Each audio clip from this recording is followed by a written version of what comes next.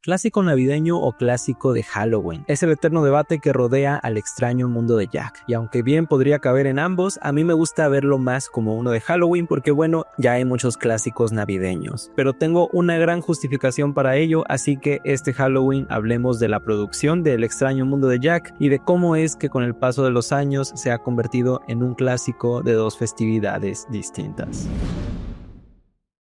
Muchos no saben esto, pero el director de la película no es Tim Burton. Pero no es culpa de nosotros. La película tiene su estilo, su idea, sus personajes y hasta su nombre en el título. Esto fue un movimiento un poco sucio de Disney para poder vender un poco más, pero ahorita hablamos de esto. El punto es que la película está dirigida por Henry Selick, el mismo que años más tarde nos traería Coraline. Aunque el resultado tiene toques muy timburtonescos por una razón, y es que la idea detrás de esta película nació muchos años antes de ser estrenada. Después de estudiar animación y mucho antes de tener el nombre que tiene ahora, Tim Burton empezó a trabajar como animador en Disney, colaborando en películas como El zorro y el sabueso o El calderón negro. Disney tenía un semillero de jóvenes animadores, pero él nunca sintió que encajaba del todo en este mundo. En esta estancia, Tim conoció a dos de sus futuros colaboradores, Henry Selick y un escultor llamado Rick Heinrichs. Ninguno se sentía muy emocionado de dibujar estos personajes tiernos con el estilo de Disney y compartían ideas muy similares, así que rápidamente entablaron una amistad. Y un día, Tim llegó con una idea que le surgió observando cómo en las tiendas se reemplazaba la decoración de Halloween por la navideña y cómo hay un pequeño momento en el que las calabazas conviven en el mismo espacio con los bastones de caramelo. Así que escribió un poema sobre un tal Jack Skellington, un esqueleto que enfrenta una crisis existencial y se obsesiona con la Navidad. Básicamente toda la historia que después veríamos en la película, solo que bueno, escrita en verso rimado como una especie de cuento de Navidad oscuro. Y si lo pensamos bien, la historia de Jack Skellington no es muy diferente a la de Tim Burton en aquel entonces. Si alguien habita en el mundo de Halloween, ese es Tim Burton, y Disney no es muy distinto a la fábrica de Santa. Jack, como Tim, se aburrió de hacer lo mismo una y otra vez, y aunque en un principio se vio atraído por la Navidad, al final del día recordó qué es lo que le fascina de su propio mundo y de sí mismo. Pues la historia con Tim Burton fue algo similar. Tim llegó emocionado un día a la oficina con esta idea y junto a sus dos amigos se acercaron a los ejecutivos de Disney, a quienes les gustó lo suficiente como para archivarla, pero terminarían rechazándola por ser muy oscura y no tener el espíritu de Disney. Y por si no fuera suficiente, terminarían despidiendo a los tres, dejando a Tim Burton sin trabajo y sin su idea original. Pero claramente la historia no se quedaría ahí. El tiempo hizo de las suyas y después de dirigir Beetlejuice, Batman y Edward Scissorhands, Tim Burton pasó de ser un joven y desconocido animador a convertirse en uno de los directores más populares de su tiempo. Pero tenía una piedrita en el zapato que todavía le molestaba, y era el no haber podido llevar a la pantalla la película que tenía en mente años atrás. Así que se acercó a Disney con la intención de comprar su idea de regreso. Y Disney, que no podía desaprovechar la oportunidad, le hizo una contraoferta y le propuso producir la película bajo la marca del estudio. Tim solo tenía una condición: tener completo y absoluto control creativo. Y Disney, que veía que Tim Burton ya era una garantía de blockbuster, se lo concedió. Todo pintaba muy bien, pero entonces Warner Bros. También tenía una oferta que Tim Burton no podía rechazar: la secuela de su película de Batman. Atrapado entre estos dos proyectos, Burton optó por dirigir Batman Regresa, pero buscó un director sustituto para el proyecto de Jack, así que contactó a un viejo amigo que tenía casualmente una racha trabajando con animación stop motion, Henry Selick. Y así llegó Henry al proyecto y junto a un equipo muy pequeñito fundaron Skellington Productions, quienes con un presupuesto muy limitado harían historia, llevando a la pantalla grande el primer largometraje de animación stop motion de todos los tiempos, Nightmare Before Christmas. El crew empezó a crecer y aunque la idea original sí es de Tim Burton, hubo varias manos involucradas en esta historia que le dan una licencia más compartida. A pesar de tener una perspectiva y una visión muy similar, Henry Selick tuvo control creativo a la hora de dirigir. La guionista Caroline Thompson fue la responsable del personaje de Sally, y Danny Elfman, quien estaría elaborando su primer musical con esta película, escribió la música y letra de las canciones y le dio su voz al personaje de Jack, al menos en las secciones de canto. Es muy curioso el caso de Danny Elfman porque así como Tim compartía ciertas similitudes con Jack cuando estuvo trabajando en Disney, Danny también compartía muchos elementos que terminó aportando al personaje. Enfrentaba una crisis existencial, una falta de propósito creativo, se sentía desmotivado trabajando con su grupo y estancado en la misma rutina. Y estas similitudes con el personaje lo motivó a escribir más rápido que nunca estas canciones y a querer participar prestando su voz.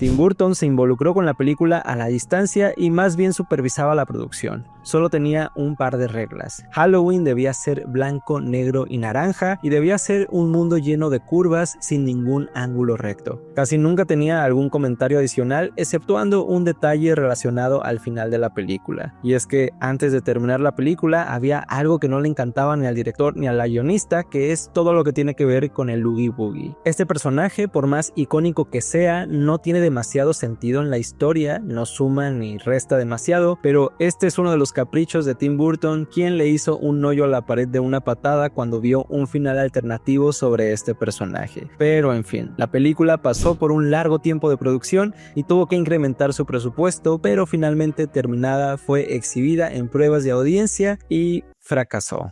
Un poco. Los niños salieron asustados de la sala de cine y los productores no sabían si estaba dirigida a una audiencia infantil o a un público adolescente. Así que, como es Disney, aplicaron dos movimientos un poco sucios con la intención de crecer un poco la venta de boletos. En primer lugar, lanzaron la película como si fuera una producción de Touchstone Pictures en lugar de Walt Disney, para que no asociaran a la marca con algo oscuro. Y en segundo lugar, renombraron la película agregando el nombre de Tim Burton en el título en inglés, lo que obviamente daba la apariencia de ser una película de Tim Burton, dejando el nombre de Henry Selick en letras pequeñas. Pero aún con estas modificaciones, la película no tuvo la mejor recepción en taquilla. La animación stop motion nunca ha sido para todos, ni tampoco el musical, y encima era una película que tenía una identidad extraña. No era para niños, pero tampoco para adultos. No era de Navidad, pero tampoco de Halloween. Así que después de todo el tiempo invertido en el proyecto, el crew de Skellington Productions siguió adelante y así como Jack después de fracasar, se sentían un poco tristes, pero sabían que habían hecho lo mejor que pudieron y eso era suficiente. Pero el tiempo volvió a jugar a favor de este equipo porque muchos años más tarde la película empezó a popularizarse nuevamente en el formato de VHS.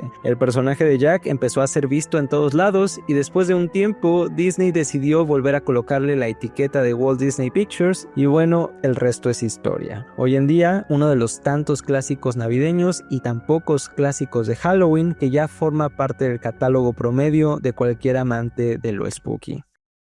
La película inicia y termina con un diálogo en verso, como buen cuento de Navidad, y nos introduce a través de una puerta en un misterioso bosque al mundo de Halloween, que está casualmente celebrando la que es para ellos la noche más importante de todo el año y preparando la gran introducción del Rey Calabaza, Jack Skellington. Y desde esta gran introducción podemos quedar realmente fascinados con este universo, el preludio en este misterioso bosque, el paisaje casi en blanco y negro, la música de Danny Elfman y hasta el estilo arquitectónico del diseño de arte tomando como inspiración el expresionismo alemán. Como un rápido paréntesis, el expresionismo alemán es una corriente que buscaba retratar el mundo no como es, sino como se siente. Así que solían utilizar escenarios completamente estilizados y poco realistas en función de lo que quería expresar el autor. Y esa corriente quizá no solo la podemos ver en los escenarios, sino que también existe a nivel narrativo, porque muchas de las cosas que suceden en la película o incluso algunos de los personajes guardan cierto simbolismo. Por ejemplo, el personaje de Sally cumple un poco el rol de la conciencia de Jack, es la única que recuerda perfectamente quién es él y es constantemente ignorada por el propio Jack hasta el final de la película en el que abraza nuevamente su identidad. El Oogie Boogie es este lado oscuro de su personalidad, él mismo se describe como el lado oscuro de la luna, es esos pensamientos intrusivos que no quiere que nadie descubra y que mantiene escondidos en algún lugar de su mente. El alcalde doble cara, curioso cómo un político se acopla perfectamente a un mundo tan terrorífico como Halloween y cómo siempre esconde su verdadera cara. El bosque misterioso como una representación de la propia mente de Jack. Cuando él camina por aquí, en realidad se está explorando a sí mismo. Así que bueno, en medio de esta celebración, Jack se aparta y camina solo por el cementerio, reflexionando sobre lo que será el conflicto real de esta historia, la falta de propósito, la crisis existencial, el estar cansado de quienes somos. Y en medio de este sentimiento de vacío, Jack se topa con lo que aparentemente será su nueva motivación, el mundo de Navidad. Atraído por lo novedoso y diferente que se siente al mundo al que está acostumbrado, y conoce a una figura a la que tratará de imitar, Santa Claus. Pero más adelante vemos cómo fracasa en su intento por replicar la Navidad, lo que nos recuerda que no siempre podemos forzar algo que no somos, que de nuevo me recuerda a la estancia de Tim Burton en Disney, tratando de dibujar en un estilo completamente ajeno al suyo y de entender historias con las que simplemente no era compatible. Jack aprende esta lección cuando la Navidad no sale como esperaba, y es hasta entonces que recuerda qué es aquello que lo hace sentir vivo, y haciendo caso por fin a esa voz, termina abrazando nuevamente su propia identidad.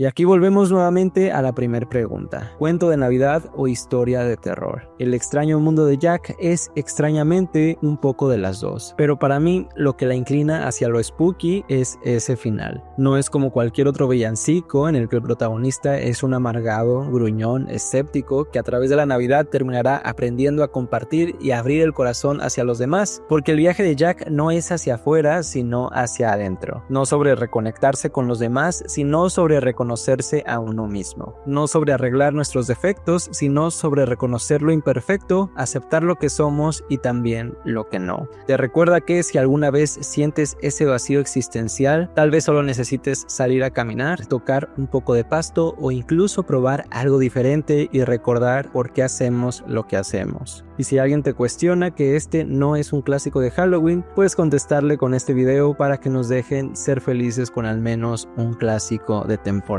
Si el video te gustó, te invito a regalarme un like y activar esa cuenta regresiva hasta el siguiente Halloween, porque la idea es hacer una retro review como esta cada 31 de octubre, así que hazme saber de una vez qué otra película te gustaría que estemos comentando en estas fechas o en cualquier otro día del año también. Muchas gracias de nuevo por haber llegado hasta acá y como siempre, sígueme si te gusta el cine.